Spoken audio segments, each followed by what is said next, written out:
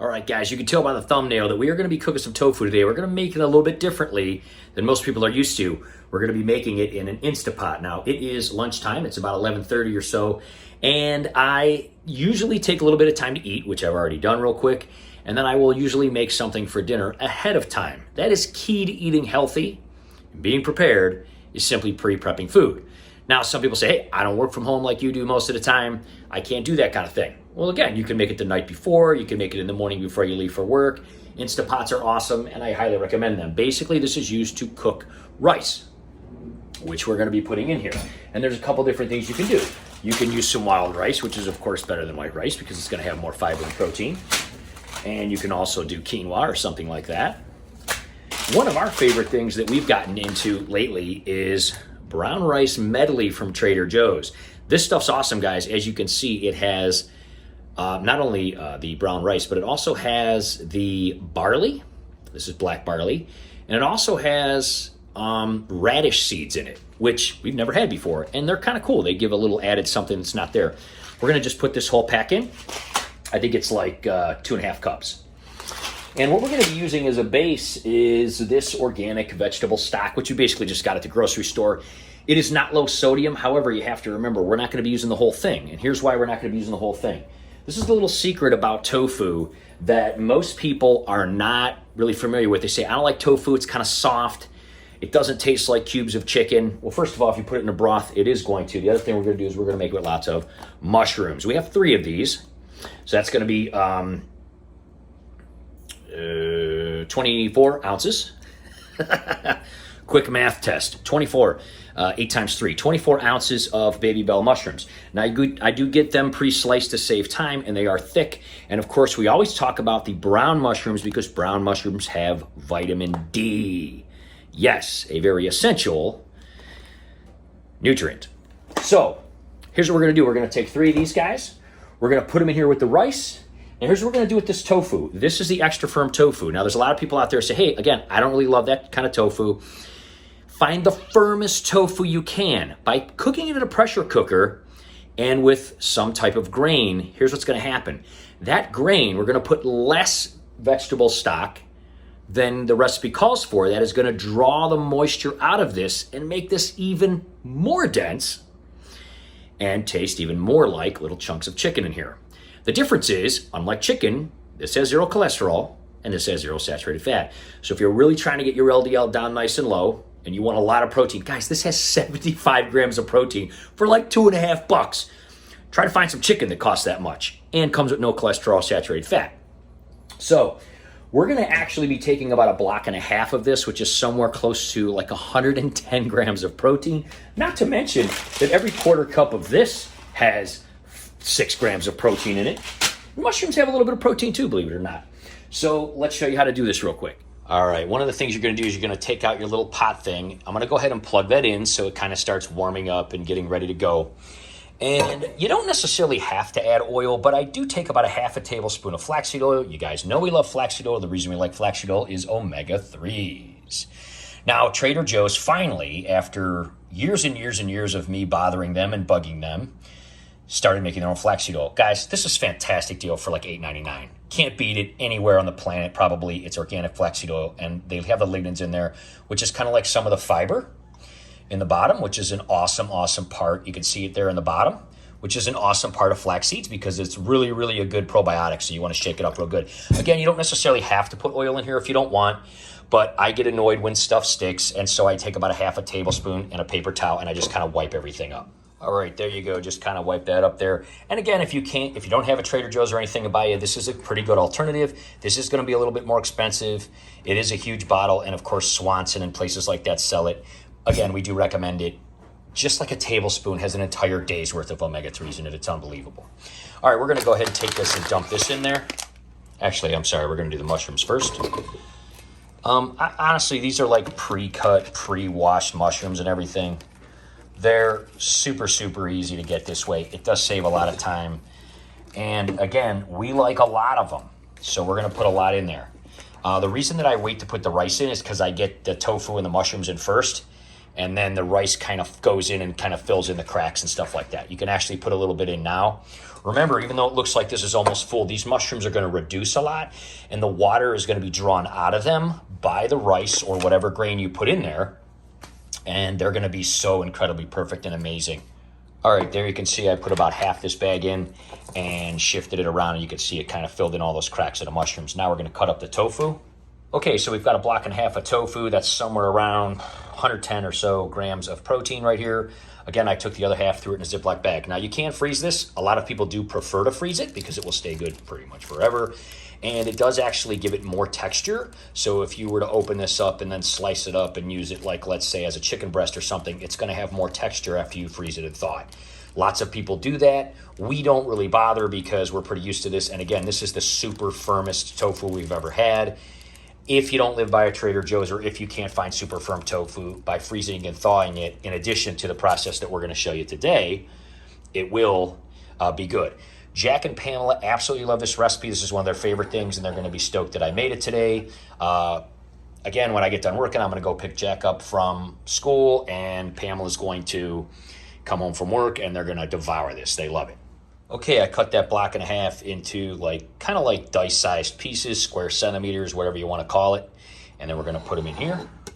Okay, I put those in, and I poured the rest of the rice in and gave it a nice little shake around. And as you can see, it's just about level.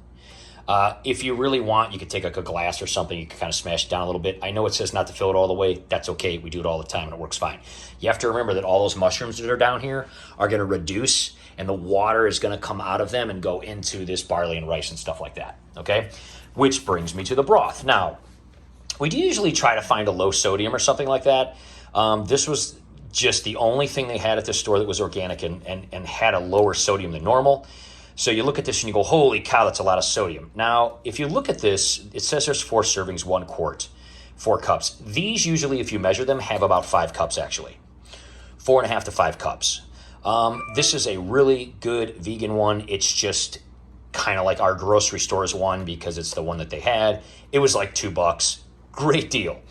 Now, we're not going to put in 4 or 5 cups. We're going to put in about 2.5, which is about half of this container.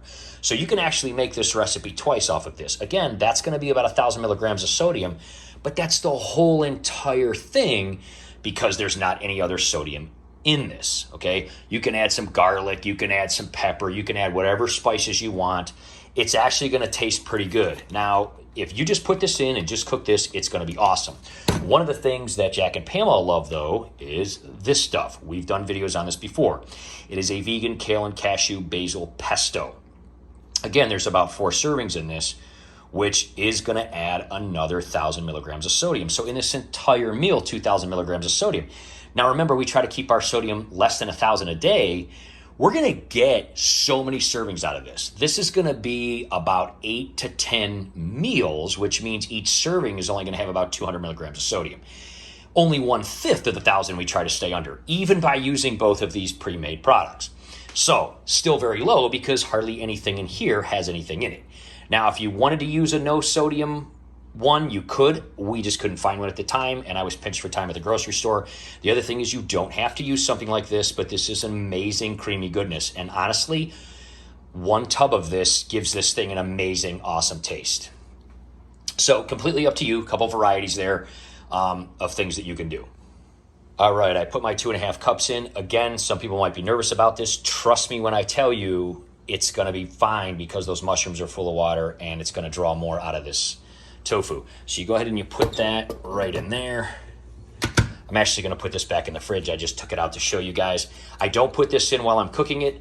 Basically what I do is after it's done, I do that. Now, you just take the old top here, with my other hand, you put it on there, you pop it down, and you just hit rice. The cooker is going to do the rest. It's going to take about 10 minutes to warm up and get ready, and then it's going to cook in about 10 or so minutes. But it will sit in a warming state. Oh, look, it's already warmed in because I had it plugged in. So it's going to kind of sit in a warming state for the next 4 to 5 hours until we actually eat dinner, which is super awesome. Make sure that the steam thing, if you've never used an Instant Pot, is in the middle. And also make sure it's not directly under your cabinets. Make sure that it has clearance because it will sometimes let some steam out while it is cooking. and you will ruin your cabinets if you have wood cabinets like us. And also, you don't want to fire stuff like that. Now, I'm going to be home while this is actually cooking. When it goes into warming mode, I will sometimes unplug it and then go get Jack because, fires and stuff. I am going to take the rest of the other 2.5 cups of this, and I'm going to put it in the fridge, and that's something that we will obviously use down the road for something else, or possibly make this again, since they love it. I'm also going to put this back in the fridge, and I'm not going to add it until we actually take it out, quite a few hours from now. All right, guys, so the Instant Pot's going to do the work here. I'm going to get back to work over here, and we'll check back here in a few hours. All right, we are steaming a little bit of broccoli. We already hit the old notch over here and let the steam out, and hardly any came out, which is actually a good sign, because that means there wasn't a lot of extra humidity that it got absorbed into the rice. Jack's gonna crack the seal. That's looking steamy and good. Yeah, look at that, guys. Let's pour this into a big bowl, see what's up. All right, so we basically just dumped that into this big, huge bowl. As you can see, the oil helped a little bit. You may need it, you may not. We just do it as a precaution because it stinks if stuff sticks.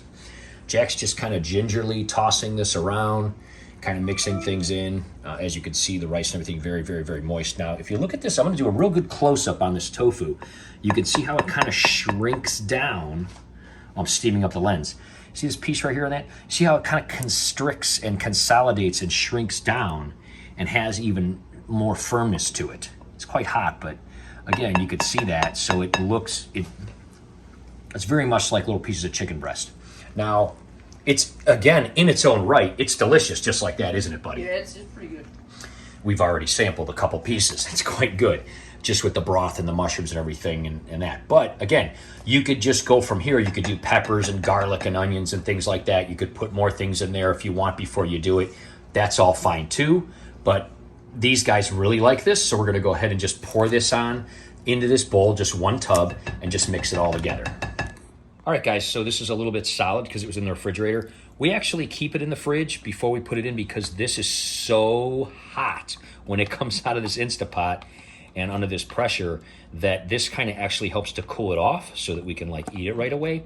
It was in that warming state for several hours while I finished my day and Jack finished his day and Pamela finished her day. And again, this is so good. So you just kind of disperse it in. It will start kind of melting right away.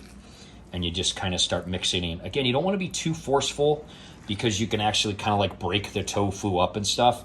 We like to leave it whole, so we just kind of go in the outsides and just kind of mix it around. And in a couple minutes, everything will be nice and wonderful and green.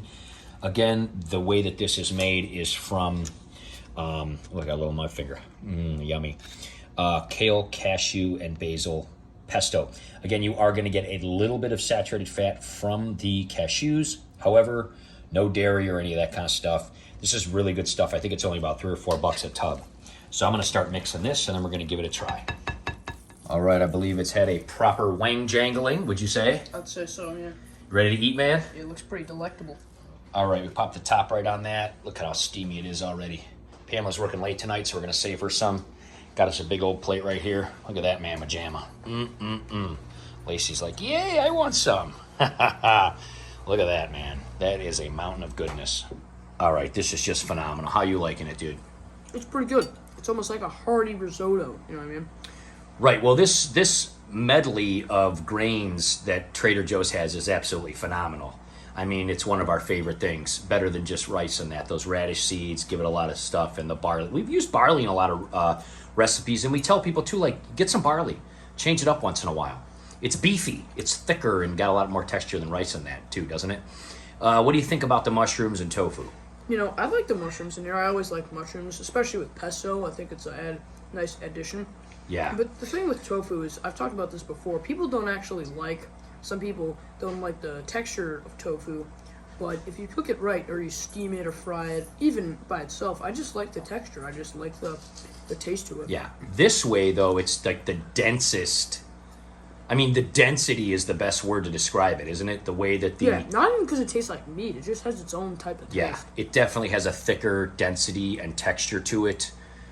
Almost like a chicken breast, though. I would say very, very similar. Kind of, yeah. Anyway, if you haven't tried this, guys, give it a try. We're going to get Pamela's reaction here in a little bit. I haven't made this in a little while, so she's going to be pretty excited. She had to work late. But again, you can really see with this tofu, guys, I mean, it really is the texture and density of this very similar to that of a piece of chicken breast. Even looks a lot like it, this way when it gets kind of like, the water gets like vacuumed out of it from the rice in the pressure cooker. This dish is like one of my favorites, and I never really liked tofu because I really didn't understand, how to make it, and I thought it was just squishy and looked like cheese. But Yeah. I actually did my last contest last month pretty much on this super firm tofu from Trader Joe's. Yeah, this is one of our favorite ways to make it, and we make it every few weeks. And we did put the one pesto in here, and you're a mushroom lover too. The mushrooms come out awesome this way, don't they? Oh, it's yummy. This is one dish that all three of us just absolutely smash, but it does last a couple of days. We eat it for like lunch the next day and stuff like that. But yeah, I mean, for a person that wasn't into tofu at all, you really like tofu when it's this way. It's yummy. Yeah, awesome.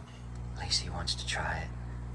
She said, please give me one little morsel of mushroom, Jack, please. No, Jack's gonna finish it. Sorry. You can have a little doggy treat, maybe, okay? You're so cute. You're so cute. Yes, you are.